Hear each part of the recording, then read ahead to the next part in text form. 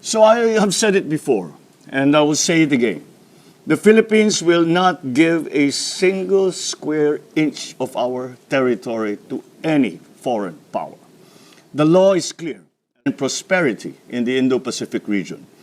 It is through working together, guided by the rules-based international order, that we can ensure an environment that will allow our countries and our peoples to prosper. That has been the raison d'etre for my foreign policy of peace. There are many challenges, however, in the roads towards that peaceful and prosperous future that we envision. Signs of another nuclear and space arms race are hovering over us. We are caught between the dual challenge of opportunity presented by advanced and emerging technologies, chief of which, of course, is AI. Smaller countries like the Philippines are grappling with the need to enhance our security capabilities alongside allies and partners and amidst larger regional players.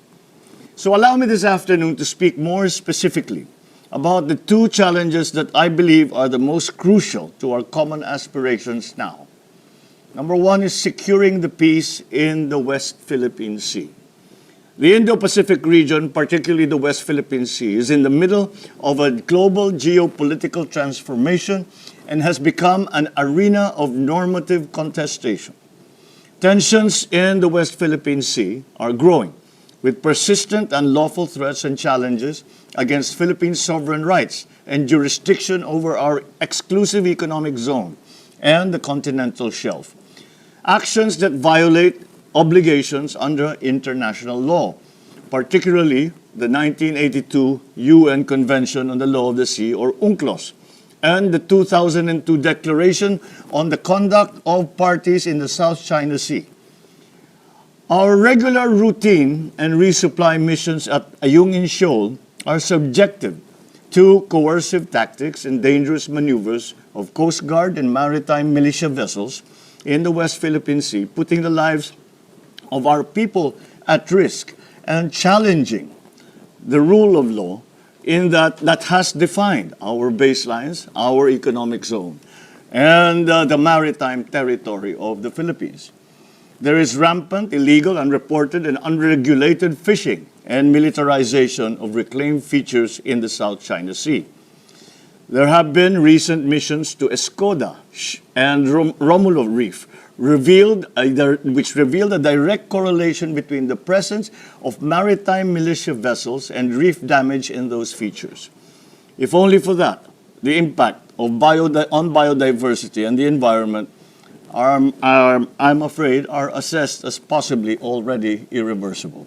This imperils livelihoods, this imperils the future generations of Filipinos. So I have said it before, and I will say it again.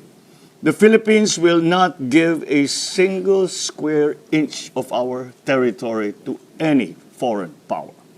The law is clear, as defined by the UNCLOS, and the final and binding 2016 award on the South China Sea arbitration.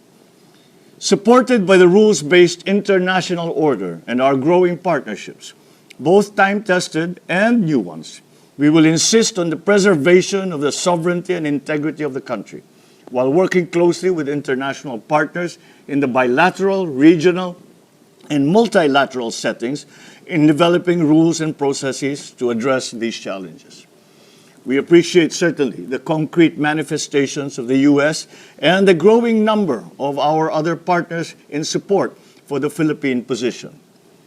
The strong, factual messaging in support of our lawful exercise of our rights under international law, and which will call out recent incidents in our EEZ.